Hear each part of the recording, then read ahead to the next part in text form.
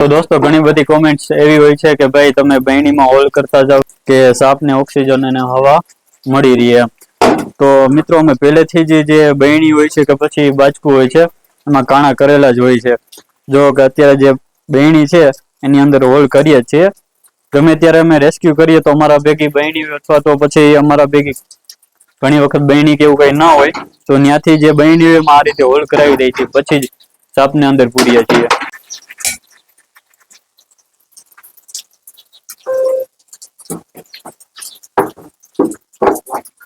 તો મિત્રો અત્યારે અમે આવીએ છીએ જુવાનપુર ગામ. આપણે કાકા જોડે વાત કરીએ કે સાપ કેવામાં છે ને ક્યાં છે ને એનું પૂરું નામ બતાવીએ. તો પેલા તમારું પૂરું નામ બોલો. નારાયણ કરશન કણજારિયા. હા, તમારા ગામનું નામ બોલો. જુવાનપુર ગામ. સાપ કેવામાં છે? સાપ છે ઘરમાં. હા, અને કેટલી વાર થયા છે? બપોર નો વયો ગયો અંદર. હા, તો એને તમે નીકાળવા માટે કઈ પ્રયત્ન કેવું કર્યું છે? અમે લાંબુ હોડ્યું લઈને પ્રયત્ન કર્યો પણ નીકળ્યો નહીં. અમને પછી બીક લાગે. અચ્છા, નીકળે એમ નથી એટલે તમે અમને રેસ્ક્યુ હા, માટે એટલે કોલ કર્યો. પછી તમને ફોન કર્યો. કઈ વાંધો નહીં. તો દોસ્તો આપણે હવે આ રૂમ છે, રૂમની અંદર સાપ છે, જોઈએ કે કયો સાપ છે, પછી એનું રેસ્ક્યુ કરીએ અને પછી તમને પૂરતી માહિતી આપશું. અત્યારે તમે જોઈ શકો છો કે વરસાદ ચાલુ છે અને અમારા ગામથી બતાવી દો આમ કે વરસાદ ને એવું ચાલુ છે. અમારા ગામથી લગભગ જુવાનપુર ગામ છે એ 20 થી 25 કિલોમીટર થાય છે. ને ચાલુ વરસાદે જુઓ કે આવ્યા છે અને બાઇક લઈ ને આ રીતે રનિંગ કરવું થોડુંક અઘરું છે અને જો કે આ રીતે રેસ્ક્યુ બધું કામ કરવું અઘરું જ છે. ચાલુ વરસાદે આપણે એનું રેસ્ક્યુ કરવા માટે આવ્યા છે. જો કે સાપનો જીવ બચે ને એક તો અમારા હિસાબે એક કામના હિસાબે કોઈ પણ 50-25 વ્યક્તિ છે એક ટેન્શન થી દૂર થાય એટલા માટે અમે કામ કરીએ છીએ અને આપણે જોઈએ કે કયો સાપ છે પછી એનું રેસ્ક્યુ કરશું. તો ચાલો.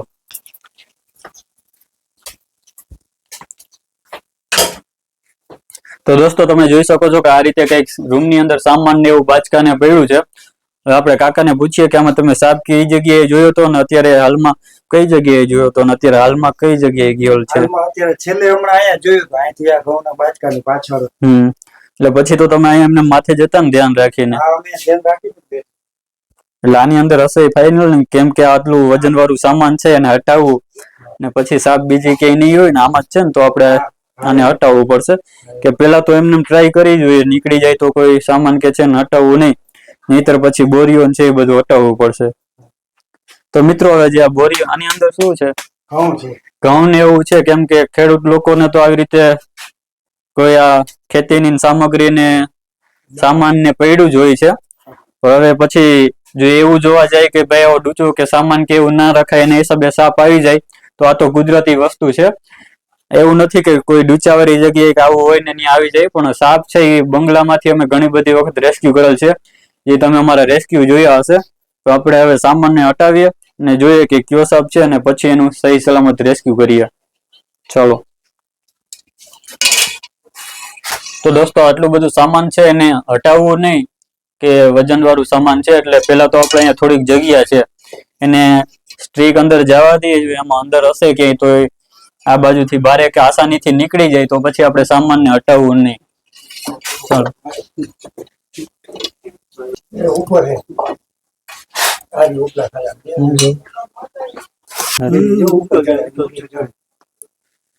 તો મિત્રો તમે જોઈ શકો છો કે સાપ છે આ બોરીઓની અંદર છે અને આમ ઉપર જઈ રહ્યો છે. જો દોસ્તો અહીંયા આવી ગયો છે.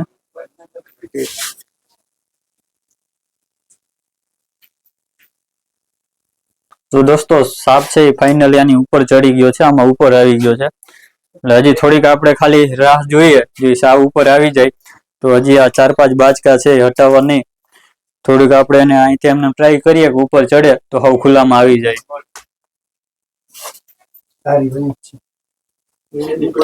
હવે આ હટાવી દો લેતા આવો.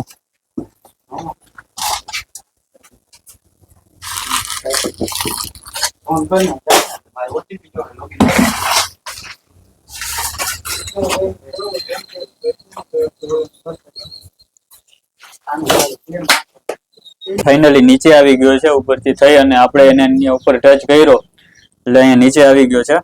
આપણે એને બહાર આમ નીકળવા પટમાં નીકળવા માટે પ્રયત્ન કરીએ. અહીંયાથી જોઈ બહાર નીકળી જાય તો એને રેસ્ક્યુ કરવો આસાન પડે.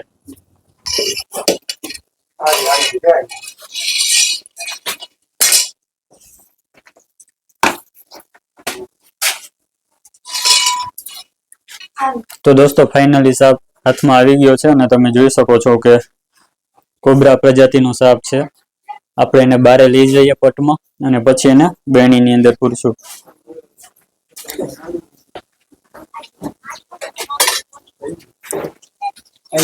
તો તમે જોઈ શકો છો કે ઇન્ડિયન સ્પેક્ટિકલ કોબરા નામનો સાપ છે અને 2 થી 3 ફૂટનો સાપ છે. જોવો કે 2 થી 3 ફૂટનો સાપ છે અને આનું ગુજરાતી નામ છે નાગ સાપ, ઇંગ્લિશ નામ છે સ્પેક્ટિકલ કોબરા અને આમાં ન્યુરોટોક્સિન નામનું ઝેર આવે છે. દોસ્તો આવા સાપ ક્યારેય ક્યાંય રેડાંક વિસ્તારની આજુબાજુ કે વાડી વિસ્તારમાં જોવા મળે તો આને ખોટા છેડછાડ કે નહીં કરવું, જાતા હોય રસ્તે જવા દેવા. અને જો એવી રીતે કઈ રૂમમાં કે કોઈ જગ્યાએ એવી રીતે નડતરમાં આવી જાય તો એને રેસ્ક્યુ કરાવી દેવા, પણ આને મારવા નહીં. જો કે જ્યારે એને ખતરો મહેસૂસ થાય છે ત્યારે આ રીતે એનું ફોન ઉઠાવી લે છે અને સામેવાળા વ્યક્તિને જો કે આ રીતે ડરાવવાનું કરે છે અને બાઇટ કરવાનું કરે છે. જો આનાથી વધારે આપણે એને એની રેન્જમાં જઈએ અને જો એને મેળ આવી જાય તો એ બાઇટ બી કરી લે છે. જો આપણે જે પણ બાજુ ઘૂમશું એ બાજુ એની ફોન છે એ ઘુમાવશે. કેમ કે ઘણી બધી વાદી લોકોએ એવી અંધશ્રદ્ધા ફેલાવેલી છે કે ભાઈ સાપ છે બેન ઉપર નાચતા હોય છે, કે બીન જેમ વગાડે એમ સાપ નાચે છે ને આમ ફોન ઘુમાવે છે. પણ દોસ્તો એવું કશું જ નથી હોતું, કે એને જે બાજુ ખતરો મહેસૂસ થાય એ બાજુ એનું આ ગોળ ગોળ ફન છે એ ઘુમાવે છે. જુઓ કે આ રીતે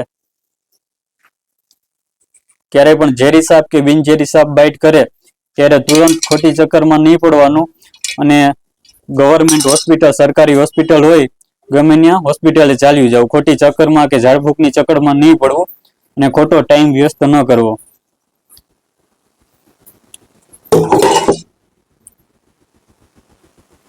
ઝેરી સાપ હોય કે બિનઝેરી દોસ્તો હોસ્પિટલે જવું જરૂરી છે.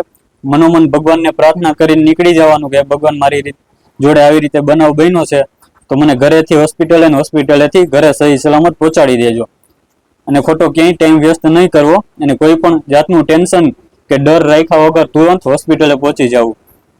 ચાલો હવે આપણે એને બહેણીની અંદર પૂરી દઈશું.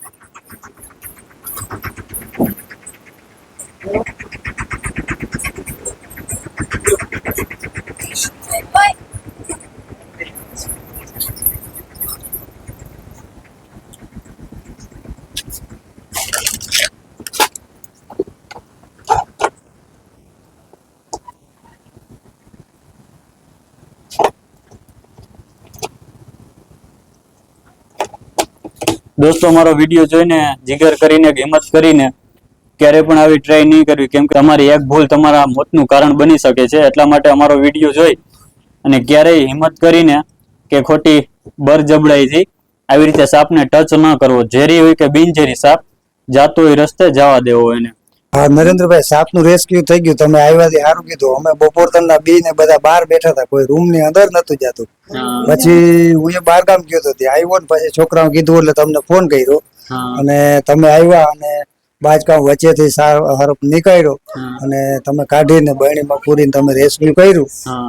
બહુ સારું કહેવાય. અમારે આ બધે બીતા હતા, બધે થઈ ગયું, ટેન્શન દૂર થઈ ગયું અમારે. નહીતર જ્યાં સુધી સાપ હોય કે પછી અહીંથી નીકળીને ક્યાંય પણ બીજે આડાવડો વયો જાય તો ટેન્શન દે કે ભાઈ સાપ અહીંયા હતો, એટલે કે પકડાઈ ગયો, ફાઇનલ થઈ ગયું કે હવે સાપ અહીંથી દૂર જતો રહેશે. એટલે બીક નહીં રહે, બીક નહીં રહી અમારે.